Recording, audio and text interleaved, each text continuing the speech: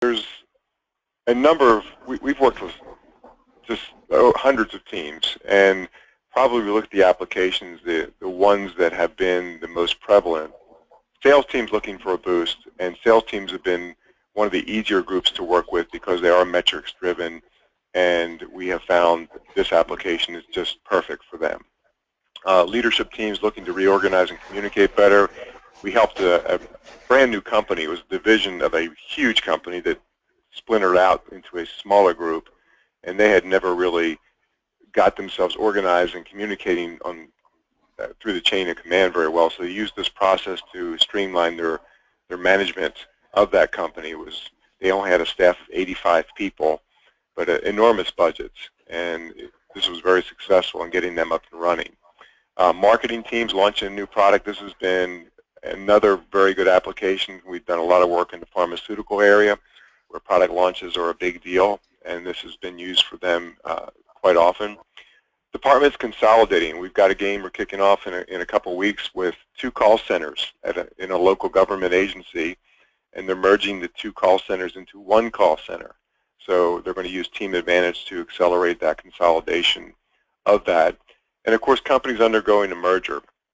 DJ worked with one group, was a real estate investment trust that was combining a whole bunch of companies into one management team, and that was a very successful application of Team Advantage.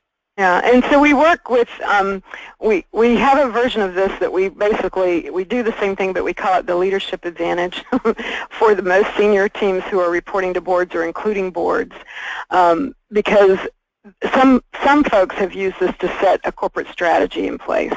And so while we might adjust it, we might be live with those teams, and that is a great application, but it's the same construct, it's the same process, because what we've seen is this works every time. The teams always win, and why do they win? Because they own the game plan, they set the game plan in place, and one of the cool things is that the team leader really does a great job in coaching around the blocks, etc., the challenges. And so we have a process in place when we leave that they can replicate.